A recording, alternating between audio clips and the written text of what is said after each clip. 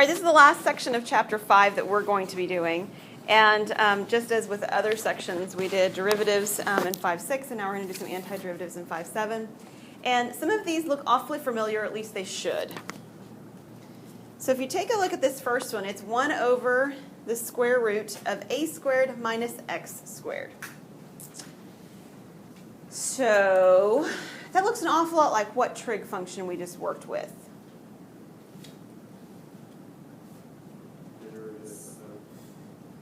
Of which one? Sine. It looks an awful lot like arc sine, doesn't it? What's the only difference, actually? Yeah, the first number actually here says a squared, and our derivative said 1, didn't it, when we did the derivative rules?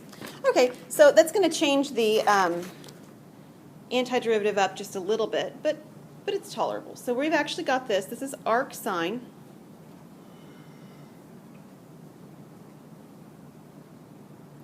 And it's the arc sine of not just x, but x over a. And then, of course, anytime you do an antiderivative, you write plus c. Okay? So if the a value were 1, this would say the integral of 1 over square root of 1 minus x squared, and that would, in fact, equal the arc sine of x over 1, which is just the arc sine of x, right? Yeah. All right, how about the second one? Which one does that look like? It does look like tangent. Can you guess what the derivative, antiderivative rather, might be?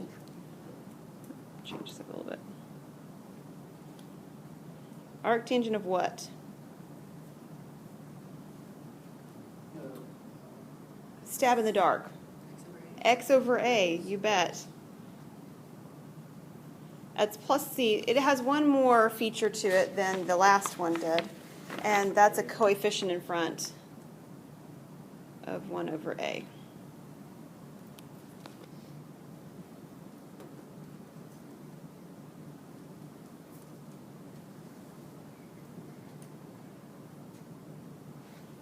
All right, the last one down here.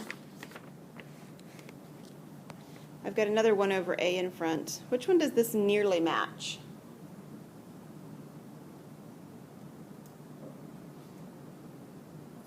Secant. So this is arcsecant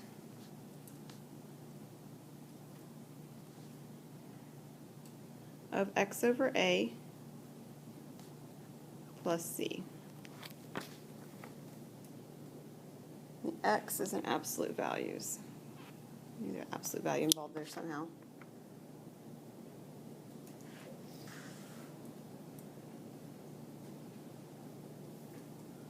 You might be wondering why in the world the second two have the 1 over A in front and the first one didn't. It has to do with that square root. Remember when we did that 16 and that interesting things going on with that square root 16 and how it was 4 because it was, in the radical or not in the radical and whatnot. That actually, if we were taking the derivative of the arc sine part, that's what would be going on. So that's why you don't see that 1 over A there. Okay, but we should find some antiderivatives, shouldn't we? Oh, of course we should.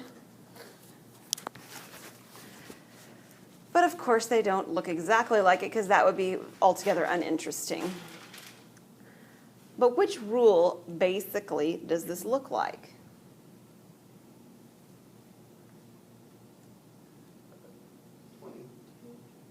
Which is tangent, right? It looks basically like tangent. If you put your finger on top of the x minus 3 and sort of ignored the fact that there's some other stuff going on in there, it would be tangent's rule. Agreed? Or arctangent. So this is the arctangent. It's actually a u substitution, although it's not a very interesting one. I'll go ahead and write it out for us just so that you see it, because when it is more interesting, we'll need to see it. But what is my u value here? It is x minus 3. And the reason I say it's not real interesting is because what's the derivative of that? Yeah, 1 dx, or just dx. So when I'm rewriting this, this actually ends up being 1 over 4 plus u squared du. And then it looks exactly like the tangent rule, correct? Let me notice right here, and I'll put it up here. What is the a value here? It is 2. It is not 4, right? So you guys already told me this is arctangent. What needs to go in front of arctangent?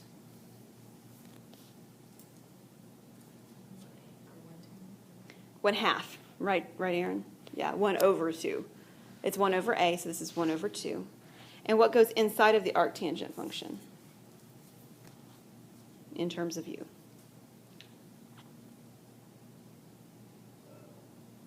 X minus 3/2. Yes, eventually. I'm going to just do one more step in terms of u for you, Cameron. Okay, you can write that if you'd like. But I changed it into u, so let me do this for the moment. It'd be u/2, right? And then what am I missing? Plus c. And then I'm also going to do exactly what Cameron said I needed eventually anyway, is I'm going to change that u back into x minus 3 over 2. Parentheses are a really good thing here. I don't want you to ever think that this 2 is dividing the tangent, arctangent, because it isn't. All of that is the value inside of the arctangent. I'm almost out of space, but you do need a plus c on the end.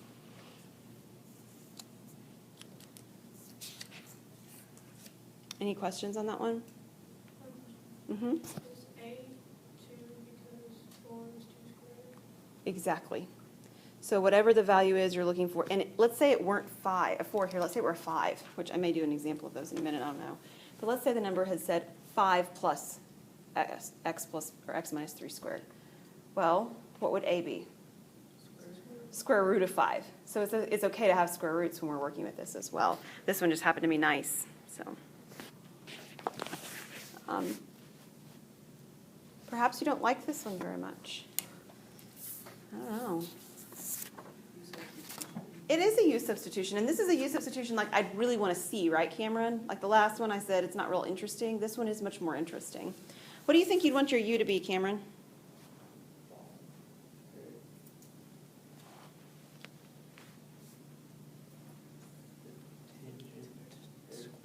Will it be tangent squared? Not secant. Will be 25 minus. No, but it's a good guess. No. Well, Tangent x. Emily wants me to do tangent x. And that's one I want to do, so that's what I'm going to go with. Emily, why should tangent x be used here?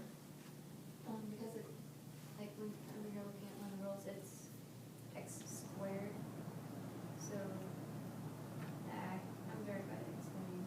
It's okay. Which rule are you looking at? Let's start with that. Looking at Which trig function? sine. It is sine. The trig function that's got arc sine in it has a denominator that's square root of a squared minus x squared.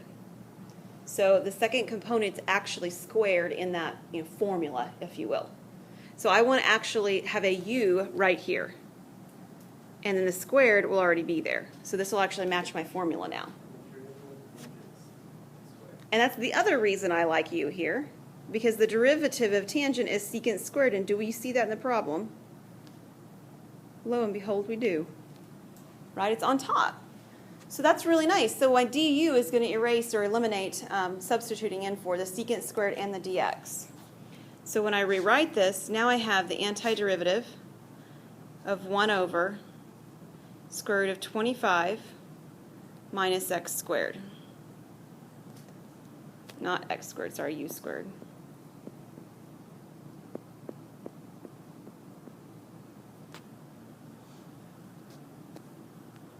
Du. What is a? The a value is 5 on this problem, right? So I'm going to use what Emily said was the arc sine rule. So this is arc sine, and arc sine does not have any value in front of it. But what goes inside of the arc sine?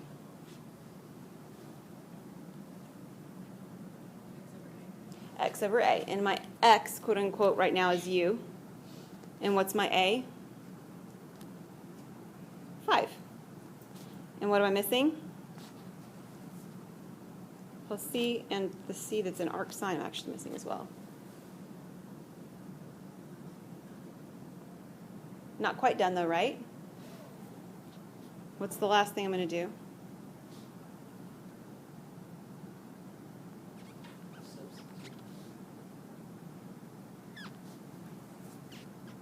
like this.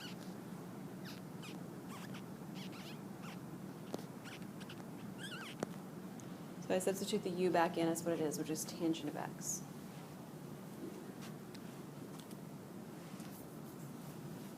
So far, so good?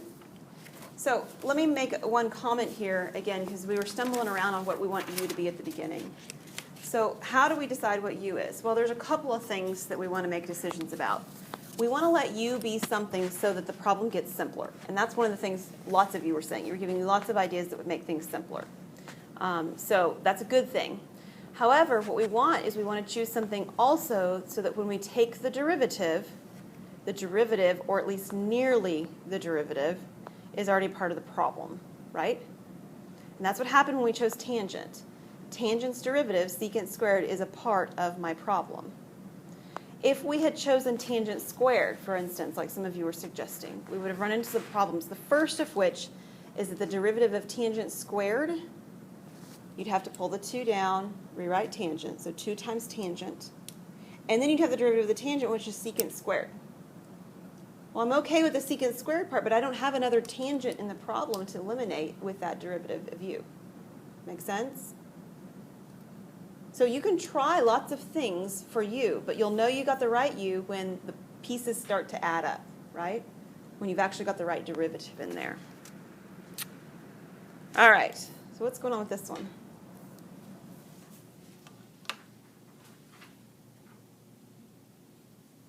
Limits of integration, right?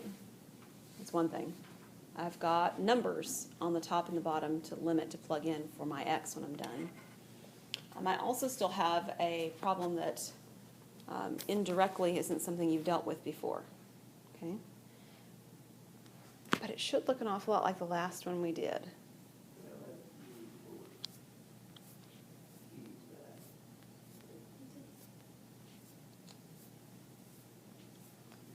Let's try e to the 2x just so you can see what will happen if we pick one that doesn't work, because I do need you to see that.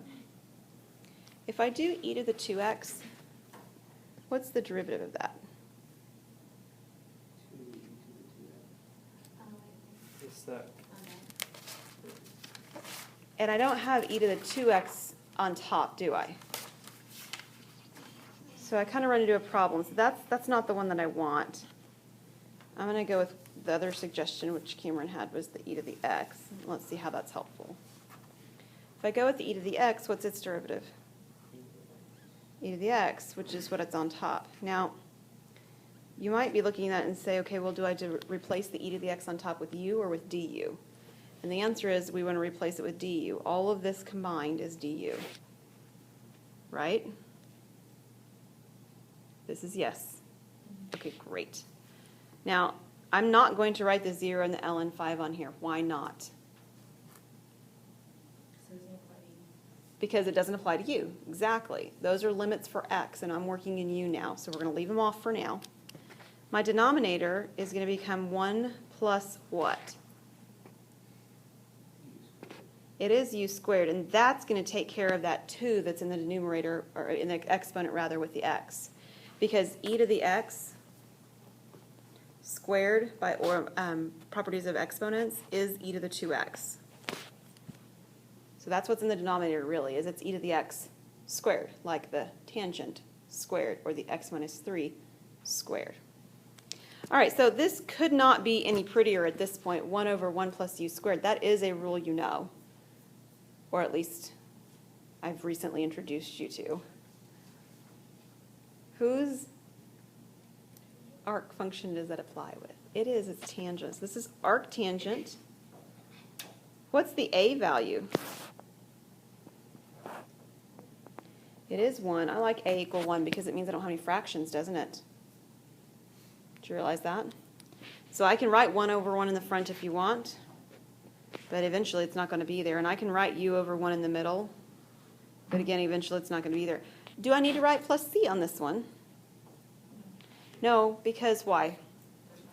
I've got values I'm going to plug in here in a minute anyway, so I don't need them. So this is becoming now arctangent of what? E to the x. Which then I can evaluate, and there's my numbers of the ln 5 and 0. Okay, so So I'm going to come over here so I have some more space to write. I've got the arctangent of e to the ln 5 minus the arctangent of e to the 0. All right, what happens with e ln 5? What's going on there?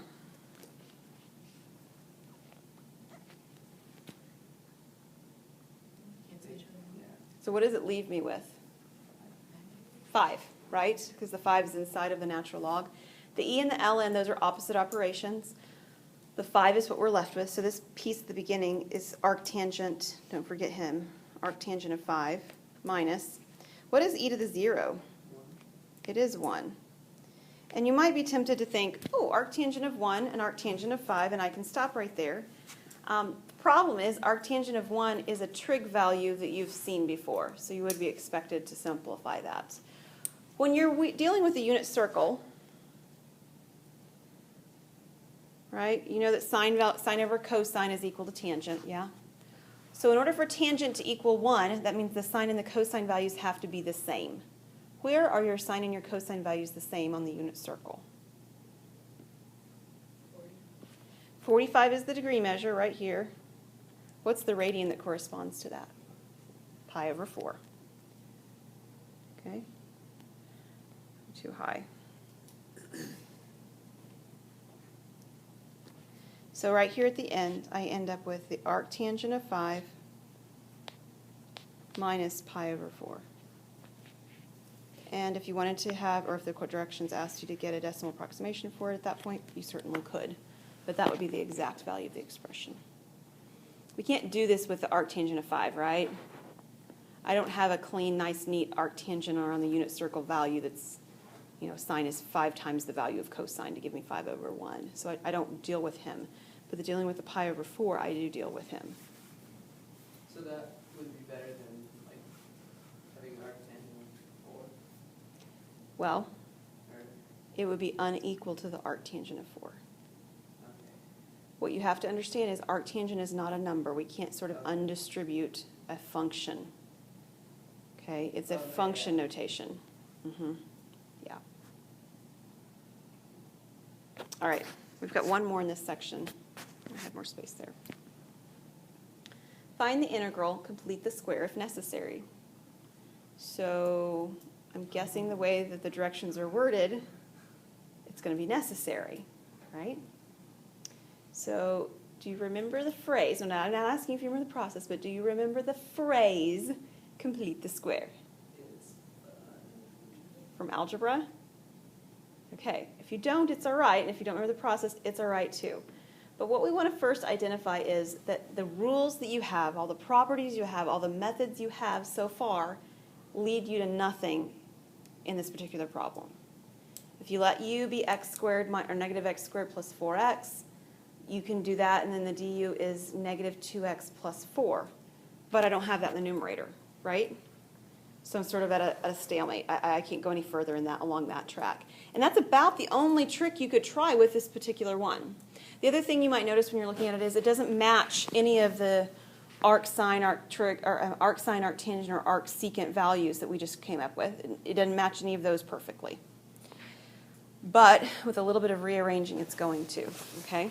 So notice it's got a square root in the denominator. Agreed? Okay. So which of the 3 trig values that you just were introduced to, 10 minutes ago, have the square root in the denominator? Sine and secant. Okay, so it's going to be one of those. So already I know I'm trying to get that denominator, either one. If you look at both of them, both of their denominators look like square root, and one of them has a squared minus x squared, and the other one has x squared minus a squared. Which one's this going to be?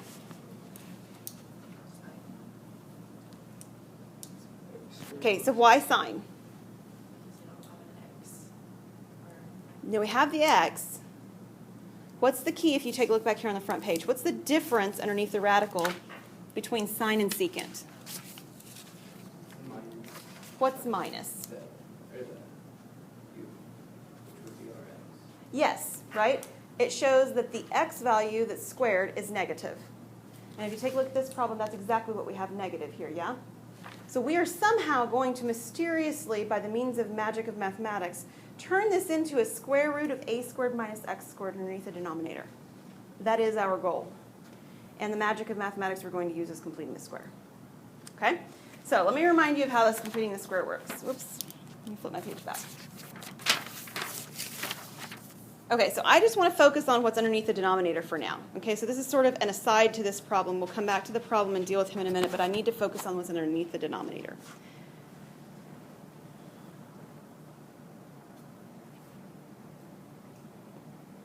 Okay.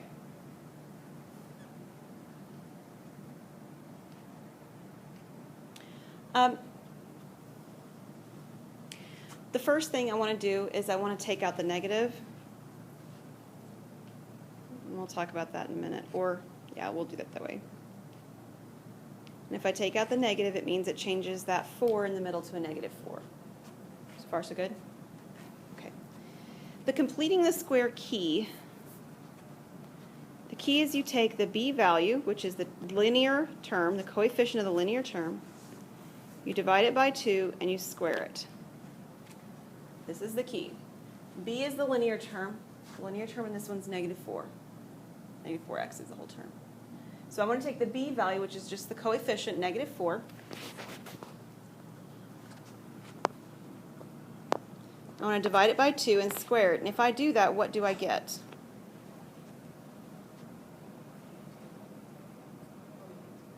And then square it, which gives me a 4, positive 4, right?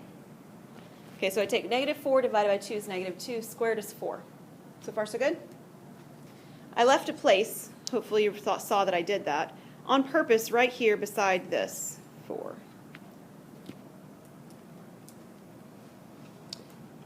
But just like we talked about a minute ago, we can't just go multiplying something by 2. We can't just go adding a 4. That's not allowed. If you add a 4, you have to do the opposite somehow as well. Either add a 4 to another side of an equation, or subtract a 4 from the side of the equation that you're on. Right? But let me pause for a second and introduce the idea that I didn't really add 4. I actually added negative 4.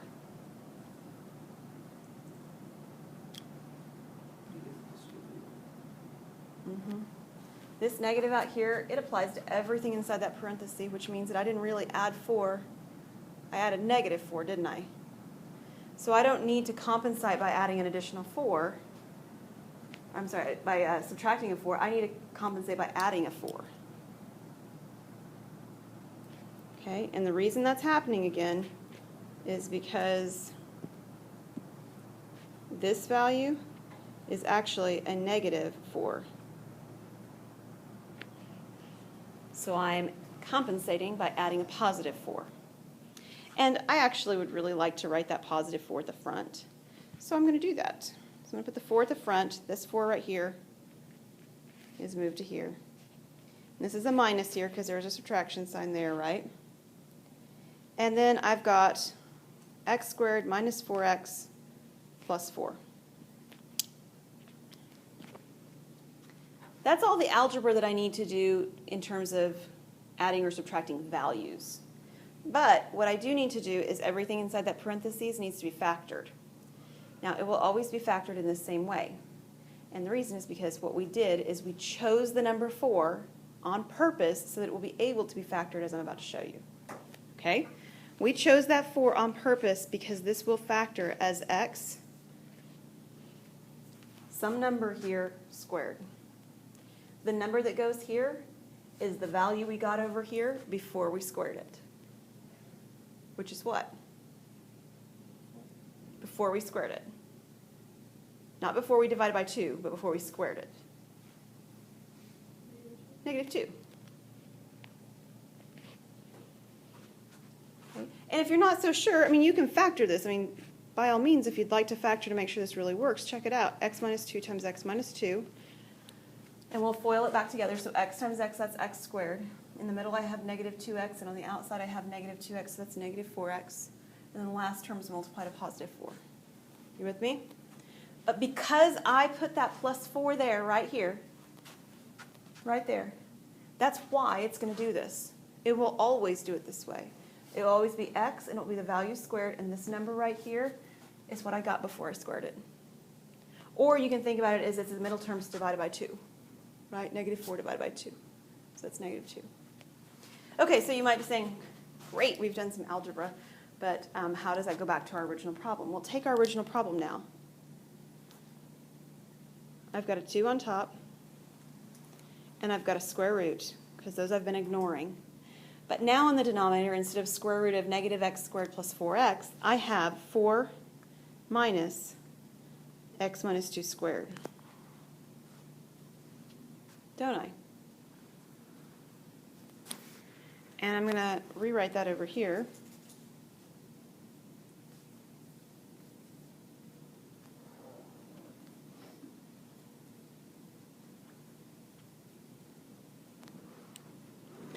And because we've done so much in this problem, I'm going to go ahead and show the step. Of course, you guys are going to get really good at it and not want to see it later. That's okay. But there is a u substitution here. What's my u? X minus 2. X minus 2. And why do I say it's an interesting, Cameron? What? What? Uninteresting? What's uninteresting? Yeah, because the du is equal to dx, right? So when I change this, it doesn't really, change much. It doesn't do much, yeah, just because the du itself is the same. It changes the look of it, of course, which is why I wanted to do it, because we did a lot in that problem already with algebra. But all right, so the 2 on top is the same as having a 2 in front. I don't have to deal with the 2. But I do have the square root of 4 minus u squared underneath a radical. I think I said radical twice there. Anyway, and we already decided earlier which arc trig function was this? Sine. This was arc sine. I haven't done it yet, so what's A? It is 2. So this is the arc sine of what? Oh, U over 2 plus C. And then I have 2 arc sine. My u was x minus 2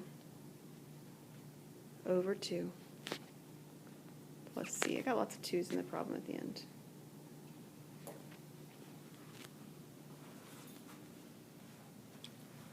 Any question on that one? Who's so excited they get to complete the square? That excited, aren't we?